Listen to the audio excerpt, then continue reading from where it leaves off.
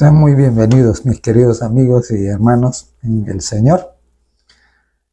En la reflexión de hoy estaremos, como siempre, meditando en los consejos que Dios nos da en su palabra y preparándonos para esos momentos del final de la historia. Como siempre, les ruego que me acompañen en la súplica a nuestro Padre Celestial para que nos conceda sabiduría y gracia. Oramos. Bondadoso Padre que estás en el cielo, muchas gracias, Señor, por la Biblia, en la cual nos has marcado el camino, nos has dado una brújula que nos orienta y nos anticipa precisamente las situaciones por las que aquellos que permanezcan fieles van a pasar, pero también nos garantizan, Dios, que tú estarás a su lado para guardarlos, para concederles la victoria en toda circunstancia. Ahora, al reflexionar en tu palabra, por favor, oramos para que el Espíritu Santo nos acompañe. En el nombre de Jesús lo pedimos. Amén. Uno de los problemas más grandes que tenemos en la iglesia cristiana en general es el hecho de que hay una gran cantidad de personas que no dependen de la palabra de Dios, sino que dependen de los dichos de los líderes de sus grupos religiosos. Claro, dependen de lo que dicen los rabinos, como en el tiempo de Jesús, dependían de lo que decían los rabinos, y muchos ahora igual, de lo que dicen los sacerdotes o lo que dicen los pastores. Pero llegará un momento cuando si permanecemos fieles a lo que la palabra de Dios establece, no vamos a tener los privilegios que tenemos ahora de contar con los líderes, ni tampoco de reunirnos libremente. Y de hecho el Señor Jesucristo hizo algunas declaraciones que creo yo que debemos ser que es muy importante que reflexionemos acerca de ellas. En el Evangelio de Juan, el capítulo 16 y el verso 32, leemos: He aquí la hora viene y ha venido ya, en que seréis esparcidos, cada uno por su lado, y me dejaréis solo. Mas no estoy solo porque el Padre está conmigo. Claro, Jesús estaba anticipando que en la hora de la crisis más terrible, sus discípulos serían, dice, esparcidos. Y entonces, claro, y que él iba a quedar solo. Y en el libro de Apocalipsis, en el capítulo 1 y en el verso 9, encontramos lo que dice Juan. Dice: yo, Juan, vuestro hermano y copartícipe vuestro en la tribulación, en el reino y en la paciencia de Jesucristo, estaba en la isla llamada Patmos por causa de la palabra de Dios y el testimonio de Jesucristo. Juan se encontraba en una isla que era una isla penal, una cárcel, entonces, y él se encontraba solo. No había nadie más ahí, ningún hermano. Probablemente habían otros delincuentes que habían sido también llevados a la isla, pero en términos de la comunidad cristiana, él estaba solo. Y claro, lo dice bien claro, que estaba ahí por causa de la palabra de Dios. Y claro, de una u otra manera habrá algunos que les tocará vivir esta experiencia. No sabemos si seremos nosotros mismos, porque no tenemos nosotros un cronograma con fechas detallados. No podríamos ser nosotros, no lo sabemos. O podrían ser los de una generación siguiente, no sabemos. Sin embargo, nosotros necesitamos estar preparados para ese momento, porque no sabemos si nosotros podríamos ser. Entonces, ¿hasta dónde vamos? Acá ya hemos dicho, o ya hemos visto que la palabra del Señor dice que la soledad, la dispersión, puede llegar a ser una realidad en nuestra experiencia cristiana. Y tenemos el caso, bueno, no solo el caso de Jesús y el caso de los discípulos en ese tiempo, pero el caso de Juan en la isla de Patmos, pero también tenemos en el libro de Hechos un ejemplo que nos permite ver cuáles son las características o los aspectos que nos permitirán estar listos para cuando nos encontramos en esa dispersión o en esa soledad. En Hechos el capítulo 7 y en los versos 1 al 49 encontremos el caso de Esteban. Esteban comienza a partir del verso 1 y hasta el verso 49 a hacer un relato de la historia del pueblo de Dios. Desde Abraham hasta el Mesías, ¿no?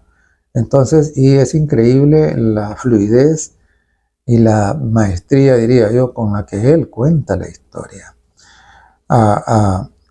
Y entonces, esto que nos dice que Esteban era un estudioso de la palabra de Dios. Nadie puede tener dominio de la historia del sagrada, del plan de la redención, a menos que sea un estudioso de la Biblia. Entonces, claro, la primera cosa que constituye la preparación para ese momento es precisamente un estudio serio, un estudio cuidadoso de la palabra de Dios, que va guardando precisamente esas joyas preciosas de conocimiento en la mente y en lo profundo del corazón. Esteban no tenía en sus manos los rollos, no tenía, ¿cómo se llaman?, los libros, ¿no? Simplemente estaba recordando de memoria precisamente toda la historia. Y claro, es importante entonces que nosotros entendamos, ¿no?, la importancia que tiene precisamente ahora, hoy, que la palabra de Dios tenga más espacio en nuestra vida. En segundo lugar, encontramos que Esteban dice en los versos 51 al 53 del mismo capítulo 7 de Hechos, les dijo de esta manera, les dijo: duros de cerviz e incircuncisos de corazón y de oídos. Vosotros resistís siempre al Espíritu Santo, como vuestros padres, así también vosotros. ¿A cuál de los profetas no persiguieron vuestros padres y mataron a los que anunciaron de antemano la venida del justo, de quien vosotros ahora habéis sido entregadores y matadores, vosotros que recibisteis la ley por disposición de ángeles y no la guardasteis? Entonces vemos nosotros que Esteban, aparte de demostrar que tiene dominio de la Sagrada Escritura, Esteban tiene el valor suficiente ¿para qué? Para hacer una exhortación poderosa, para denunciar el pecado. Y claro, y no vemos en el discurso de Esteban nada de corrección política, ¿verdad?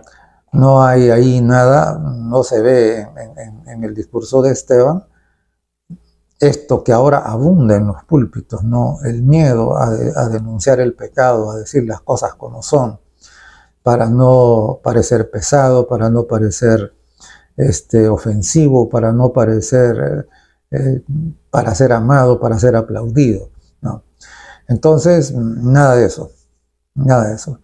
Y es muy importante para todos aquellos que se ocupan en la predicación de la palabra de Dios, recordar que precisamente el ministerio de la palabra es para advertir acerca del peligro que representa el pecado y que el pecado debe ser erradicado por medio de la poderosa sangre de Jesucristo. Entonces no es para estar diciendo cosas agradables a la gente sin decir las realidades del pecado que son frecuentes y que simplemente por temor a que las congregaciones se resientan, ¿no? Entonces es muy importante entonces que los predicadores dejen de privilegiar el aplauso de la congregación y que se comprometan de todo corazón a presentar la palabra de Dios tal cual es, aunque esto resulte en la misma experiencia de Esteban, que ya vamos a comentarla. Entonces es importante pues, llevamos ya dos aspectos, ¿no? de los que estarán listos para la soledad, para la dispersión. Uno es ser estudiosos de la palabra y lo otro es tener el valor de decir las cosas como son, de acuerdo a lo que dice la palabra de Dios. Y es ampliamente conocida la cita esta que encontramos en el libro de la educación, que dice que la mayor necesidad es la de hombres que llamen al pecado por su nombre, que sean leales al deber y a la verdad como la brújula al polo, que no se compran ni se venden, que se mantienen de parte de la verdad aunque se desplomen los cielos. Entonces, claro, ese es el tipo de personas, ¿no?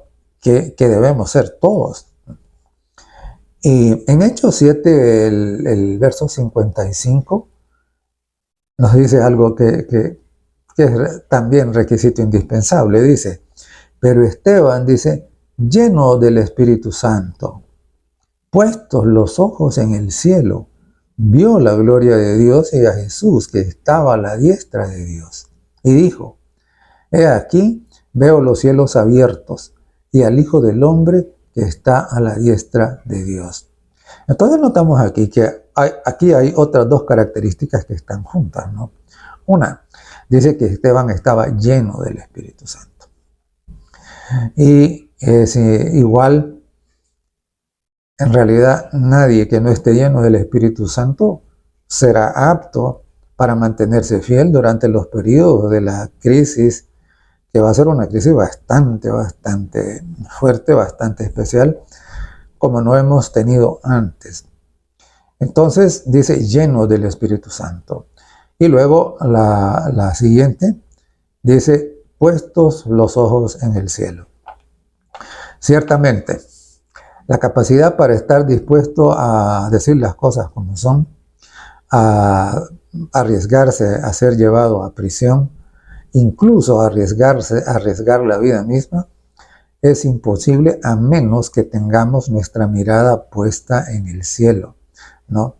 Es decir, que nosotros, nuestra perspectiva no sea una perspectiva terrenal, de intereses y beneficios terrenales e inmediatos. Entonces, esa era la diferencia entre Esteban y los demás. Los demás tenían su mirada puesta acá, en los intereses políticos de la nación y de ellos mismos, ¿no? En cambio, Esteban tenía su mirada puesta en el cielo, como dice el apóstol Pablo en el libro de Romanos, ¿no? Poner la mira en las cosas de arriba, dice, y no en las de la tierra, ¿verdad? Renovaos en el espíritu de vuestro entendimiento. Entonces, recapitulando otra vez, la primera cosa es que hay que ser muy estudiosos de la palabra de Dios. La segunda cosa es que hay que ser valientes, no podemos ser cobardes. La tercera cosa es que necesitamos ser llenos del Espíritu Santo. Y la cuarta es mantener nuestra mirada en la perspectiva de la eternidad, nuestros ojos puestos al cielo. No, no ser dominados por las ideas, por los intereses, por las influencias terrenales. Y entonces dice el verso que Esteban estaba lleno del Espíritu Santo y puestos los ojos en el cielo, vio la gloria de Dios y a Jesús que estaba a la diestra de Dios y dijo, he aquí veo los cielos abiertos y al Hijo del Hombre que está a la diestra de Dios. Entonces, claro, el que está lleno del Espíritu Santo y tiene su mirada puesta en el cielo, va a mirar, va a entender, va a captar cosas que los demás no captan. Y precisamente va a tener la seguridad de ver la ayuda sobrenatural que Dios ha prometido dar a aquellos que se mantengan fieles a Él, especialmente en estas situaciones difíciles y complicadas. llenos del Espíritu Santo, con los ojos puestos en Cristo, con los ojos puestos en el cielo, es la clave para enfrentar la crisis del tiempo final. Nadie puede esperar pasar y tener victoria en una situación de esa naturaleza si no el Espíritu Santo no mora completamente en él y ¿cómo se llama? Y no mantiene la mirada en la perspectiva correcta. Y luego en el verso 60 del mismo capítulo, estamos en el capítulo 7 de Hechos, dice, y puesto de rodillas, clamó a gran voz, Señor, no les tomes en cuenta este pecado. Y habiendo dicho esto, durmió. Sucede que cuando Esteban, que por supuesto, igual que el Señor Jesucristo, desde el momento en que fue fue cuestionado, él ya estaba condenado, porque precisamente no iba a tener ningún proceso, ningún procedimiento correcto y justo, sino de antemano ya estaba condenado. Entonces, claro, tomaron piedras, ¿no? Tomaron piedras para matarlo, ¿no? Para asesinarlo. Pero una cosa interesante y muy hermosa que encontramos nosotros en este pasaje es que Esteban, consciente de lo que los que tenían enfrente eran unos asesinos que se oponían a la palabra de Dios, que resistían al Espíritu Santo, entonces él es increíble, ¿no? Porque él ora a favor de ellos, ¿no? Y dice, Señor, no les tomes en cuenta este pecado. Y repite exactamente la misma acción del Señor Jesucristo en la cruz, cuando dijo, Padre, perdónalos, porque no saben lo que hacen. Los que pasan y los que tienen victoria en las crisis son aquellos en los cuales, debido a que son llenos por el Espíritu Santo y que se han llenado de la sabiduría que Dios ha dejado en su palabra, ahora repiten las mismas acciones de Jesús. Eso es lo que hizo Esteban. Y eso es lo que debemos estar haciendo nosotros en cualquier momento, ¿no? Y no debemos esperar la crisis de la tribulación, ni nada de eso, sino que es ahora mismo que debemos estar haciendo eso. Precisamente la preparación consiste ¿en qué? En que nuestras vidas reflejen precisamente el carácter de Jesús. Y esta es la razón por la que en el capítulo anterior, en el capítulo 6 de Hechos, y en el verso 15 leemos, dice, todos los que estaban sentados en el concilio, al fijar los ojos en él, vieron su rostro como el rostro de un ángel. Sí, Señor. Claro, el brillo, el resplandor de la santidad de Cristo se estaba reflejando en Esteban, ¿no? Y eso mismo va a ocurrir también con los que ese grupo, esa generación que le va a tocar afrontar esta situación precisamente el muy final de la historia aquí en la tierra. En el conflicto de los siglos, en las páginas 669 y 670 leemos, dice, vendrán siervos de Dios con semblantes iluminados y resplandecientes de santa consagración y se apresurarán de lugar en lugar, dice, para proclamar el mensaje celestial. Entonces notemos, ¿qué es lo que produce los semblantes iluminados? El rostro como el de un ángel, como quedó registrado en Hechos. Dice que es la santa consagración.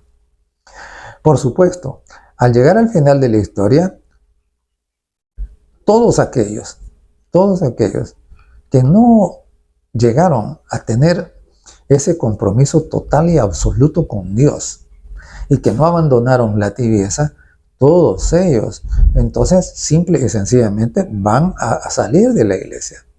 Los que van a quedar son aquellos que están dispuestos a arriesgarlo absolutamente todo por fidelidad al Señor. Es decir, aquellos que han decidido consagrarse absoluta y totalmente. Este era el caso de Esteban, ¿no? Él sabía que esto le iba a costar la muerte. Sin embargo, que mantuvo su mirada en el cielo. Sin embargo, hasta el último momento, hasta el último hálito de vida, él permitió que el Espíritu Santo le llenara. Y eso es precisamente lo que nosotros debemos estar haciendo ahora. Hoy debemos abandonar la mundanalidad. Hoy debemos abandonar, arreglar nuestra agenda y poner las cosas, las prioridades en el orden correcto desde el punto de vista de la eternidad. Hoy debe estarse viendo en nuestra vida el actuar, el pensar y el sentir de nuestro Señor Jesucristo. En esto consiste la preparación. En esto consiste. Es decir, que en nosotros se refleje el carácter santo del Hijo de Dios. Y por supuesto, ¿no? De tal manera que Dios pueda decir, aquí este es mi Hijo, me lo llevo para el cielo en la segunda venida. A Jesucristo quedó solo. Sus amigos lo abandonaron, lo traicionaron. Y precisamente en la hora de la crisis, ¿no? La pregunta que debemos hacernos es, nosotros, como personas individuales, ¿estamos listos para la hora de la crisis? ¿Estamos listos para eso mismo? ¿Estamos listos para que los que son nuestros amigos ahora nos abandonen? ¿Para que los que son ahora nuestros hermanos en la iglesia nos abandonen y nos señalen? O a saber si nos persigan también. ¿Estamos listos para eso? ¿Estamos listos para seguir fieles aunque todos los demás se vayan? Esto es una pregunta muy seria y es una pregunta que nosotros debemos de responder ahora. Es muy triste cuando a veces uno pregunta, ¿no? Hermano, ¿por qué no vino a la iglesia tal día? Ay, no, dicen, es que casi nadie llega. Mire, a usted que no le importe si llegan los demás, vaya usted. ¿Ya? Eso es lo que le debe importar. ¿Por qué? Porque su vida no debe estar moldeada por lo que los demás hacen o dicen. Su vida debe estar moldeada, ¿por qué? Por lo que Dios dice. Y Dios dijo, no dejen la congregación como algunos tienen por costumbre. Está en Hebreos. Hebreos 10:25. ¿Ah? Entonces, y Dios dijo que el Señor nos mostró que el Señor Jesucristo dice que estaba todos los sábados en la sinagoga. En Capernaum, en Nazaret y en todos lados, ¿no? Él estaba el sábado en la sinagoga. Entonces, claro, recuerde bien, la relación con Dios es una relación personal, es una relación individual. Al final de cuentas, tristemente, ¿qué va a pasar? Va a pasar que muchos de los que ahora nos rodean, simple y sencillamente se van a ir. Es lo que pasó con Jesús. Entonces, claro, la dispersión y la soledad van a echar por tierra nuestra fe. Esa pregunta es importante, ¿no? Entonces recuerden, usted y yo no debemos actuar condicionados por lo que hagan los demás. Ojalá que los demás se mantengan fieles. Bendito el Señor, ¿no? Pero si no se mantienen y todos se van, usted debe quedar. Porque es su relación con Dios. Y es triste, hay algunos pasajes que nos ponen pensativos y a veces hasta nos resulta difíciles de creer. Pero si la Biblia lo dice, si el Espíritu Santo quiso que eso quedara ahí, eso va a pasar. Leo en Mateo el capítulo 10 y el verso 21. Dice así: el hermano entregará a la muerte al hermano, y el padre al hijo, y los hijos se levantarán contra los padres y los harán morir. ¡Qué terrible! Los mismos familiares que no se alineen con Dios se van a volver ¿en qué? Se van a volver en aguijones de persecución para los fieles. Los mismos. Y es interesante porque hoy, que lo que pasó con esta reciente enfermedad que afectó al mundo entero prácticamente,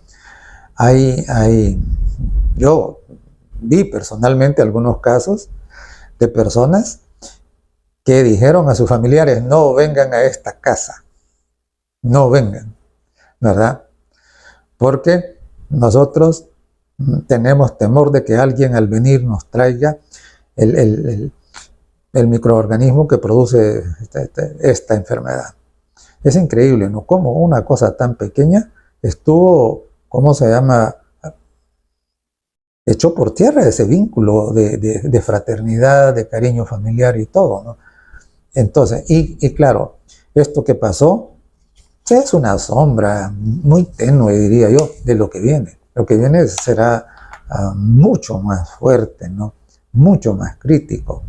Y entonces, en esa situación, nosotros debemos de estar listos para quedar solos, aunque los demás se vayan, aunque nuestros parientes más cercanos y más queridos nos abandonen. No importa, nosotros debemos de tener nuestra mirada puesta en el cielo, para que entonces podamos discernir las cosas como son. Recuerde que por eso el Señor Jesucristo dijo que el reino de los cielos era de los valientes.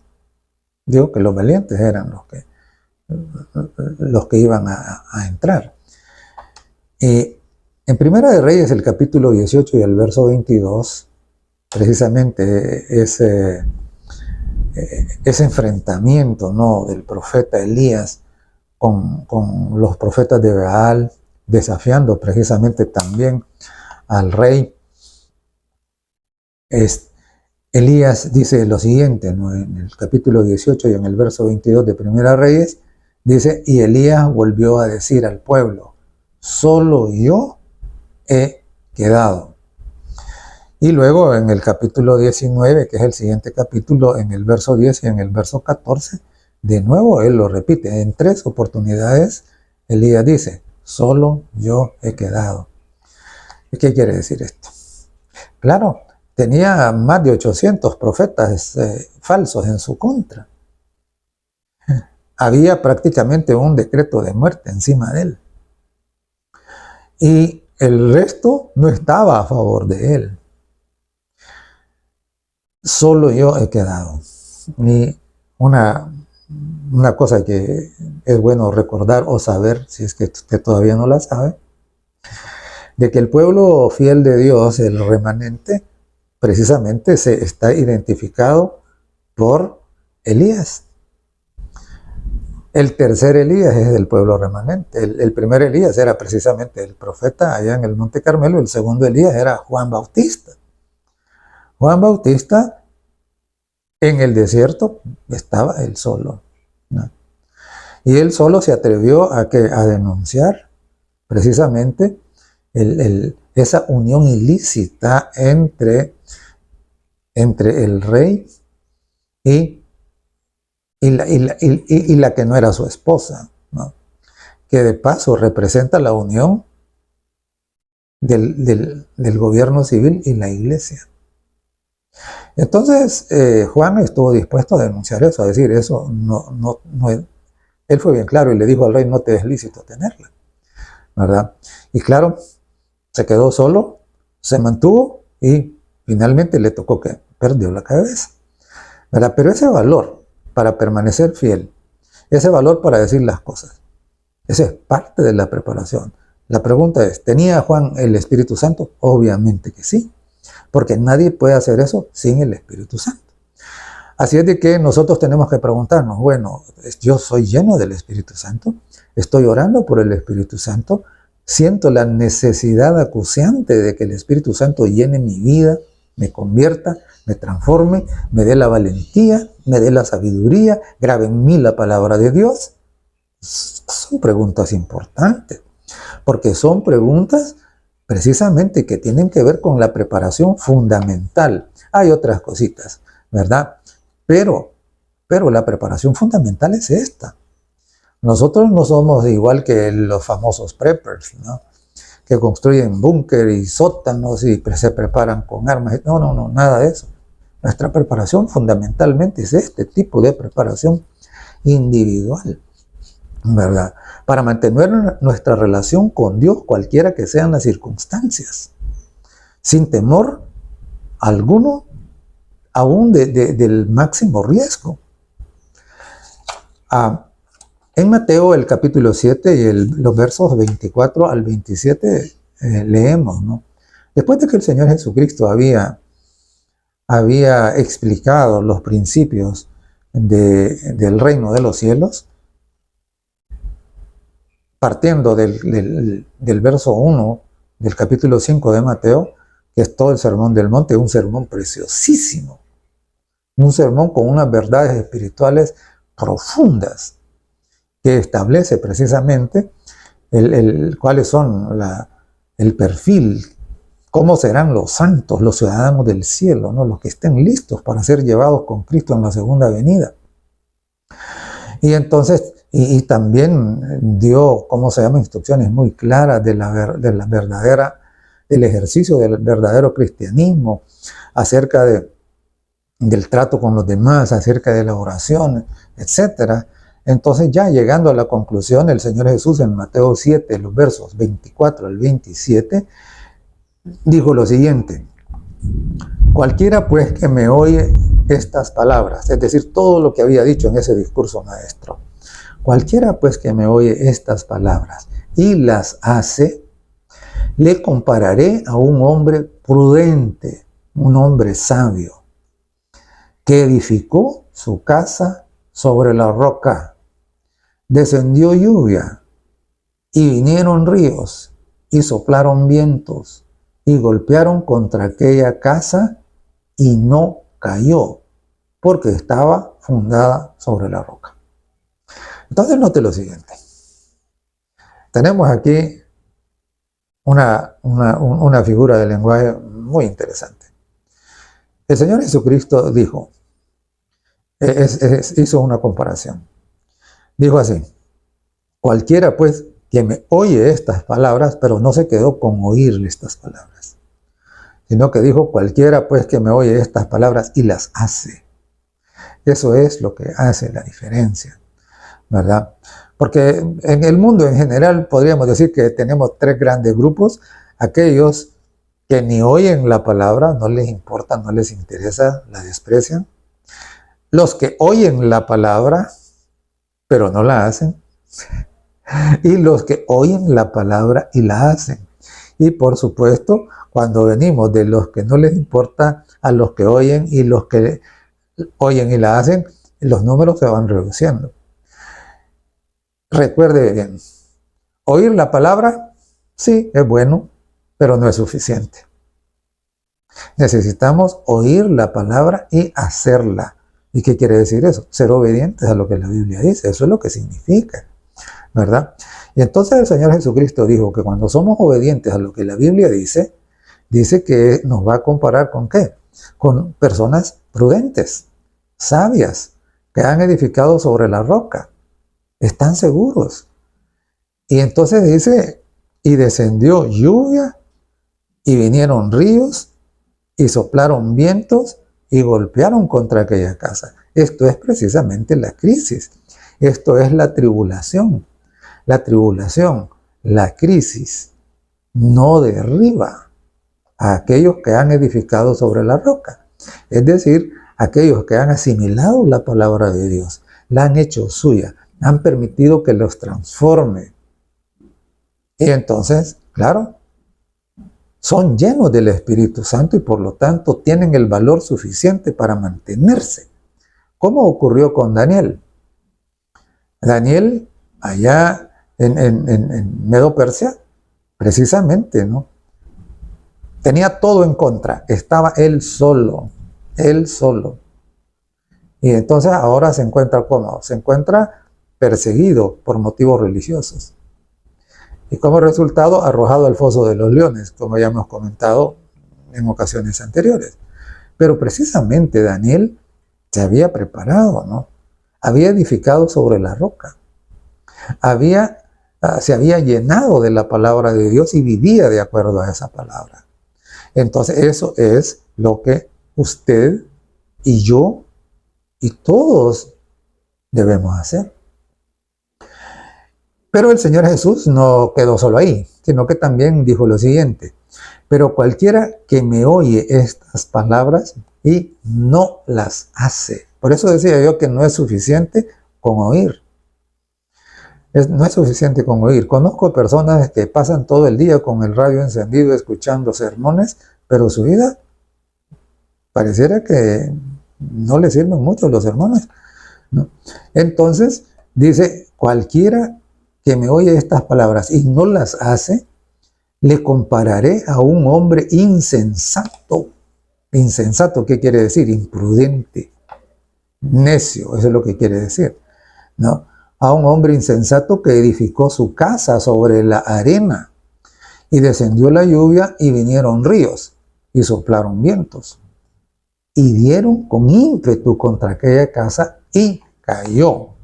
Y dice, y fue grande su ruina. Entonces, claro, al final, aquí tenemos precisamente los dos lados, ¿no? A los insensatos y los prudentes. Igual como teníamos allá en Mateo 25, la parábola de las vírgenes, ¿no? A las vírgenes insensatas y las vírgenes prudentes, ¿no? Entonces, claro, necesitamos oír la palabra de Dios, estudiar la palabra de Dios. Eso necesitamos. Porque ¿cómo vamos a vivir lo que no sabemos? Y nosotros no podemos vivir de los inventos, de las tradiciones, de las imaginaciones, de los torcimientos que hacen otros hombres. Tenemos que ir directamente a la palabra de Dios. Usted no debe aceptar lo que yo le estoy diciendo porque yo lo digo. Usted tiene que ir a la palabra de Dios, y por eso es que acostumbro dar las citas bíblicas para que usted vaya y compruebe que yo no me estoy inventando las cosas, sino que estoy simplemente repitiendo lo que Dios ha dicho y que nos ha mandado a decir también a nosotros.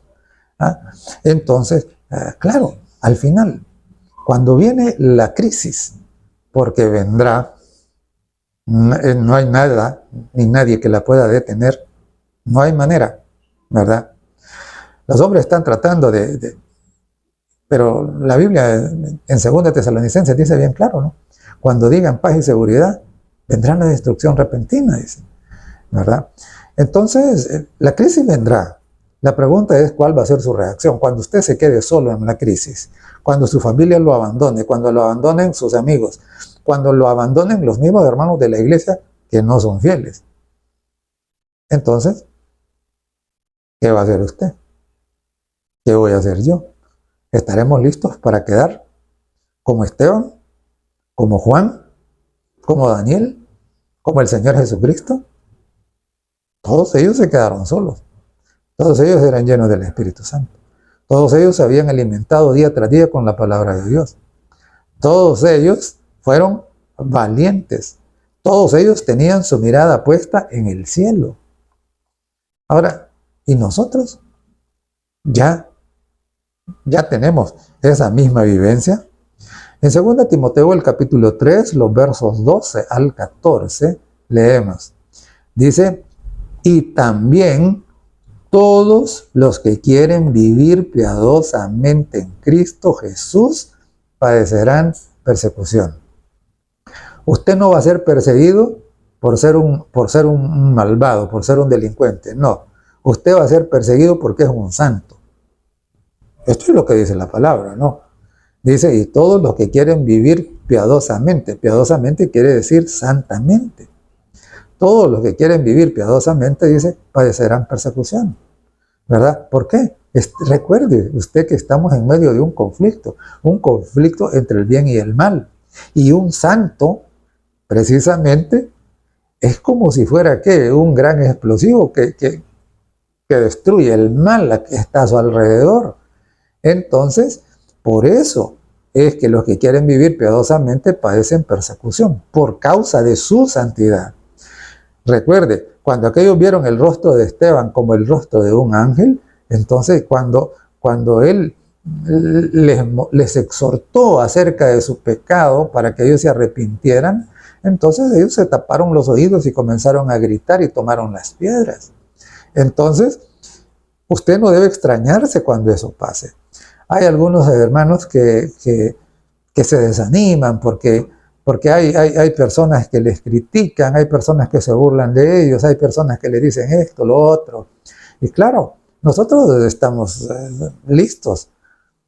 Y ya ocurre también que nos digan que somos fanáticos, que nos digan que estamos locos, que nos digan que somos extremistas, etcétera. No, ya estamos listos para eso. Porque como dijo el apóstol Pablo, nosotros sabemos en quién hemos creído. Tenemos evidencias suficientes, ¿no?, del poder y la gracia de Dios, de la veracidad de su palabra. Entonces, repito, 2 Timoteo 3, 12 al 14 dice, y también todos los que quieren vivir piadosamente, santamente en Cristo Jesús, padecerán persecución. Pero oiga, también dice, más los malos hombres y los engañadores irán de mal en peor, engañando y siendo engañados. Ah, interesante.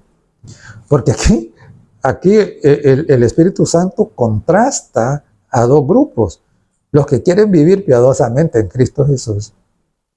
Y dice, y los malos. Y los malos. Y entonces dice que los malos, ¿qué hacen? Dice que dice que ellos están engañando y siendo engañados. Claro, engañando con sus filosofías, sus ideologías humanas, sus tradiciones, sus doctrinas que no tienen fundamento en la palabra de Dios. Precisamente, ese es el engaño, ¿no? Ese es el engaño. El engaño precisamente se encuentra no solo en la política. El engaño se encuentra en la religión cuando esta religión no tiene el sustento de la palabra de Dios, sino simplemente en pensamientos humanos. Simplemente. Entonces, claro, dice que los malos, dice, estarán engañando, dice, y siendo engañados. Pero luego termina el pasaje en el verso 14 y dice, pero persiste tú en lo que has aprendido y te persuadiste, sabiendo de quién has aprendido. Claro, precisamente la persistencia, la perseverancia, la paciencia, esa es una de las características de ese grupo remanente que quedará solo, quedará sin apoyo del gobierno, quedará sin apoyo de las organizaciones religiosas, quedará sin apoyo de todo esto que ahora le dicen ONGs, quedará sin apoyo de las familias, quedarán solos, quedarán dispersos. Pero mire lo que dice, pero tú, dice, persiste en lo que has aprendido y te persuadiste, sabiendo, dice, sabiendo de quién has aprendido. Y hermano, ¿de quién ha aprendido usted estas cosas? ¿De quién? No se pueden aprender de nadie más que de Dios. Sí, Señor. De la palabra de Dios, de la Santa Biblia. Y claro, cuando miramos la palabra de Dios y vemos cómo todos estos que fueron valientes, que fueron llenos del Espíritu Santo,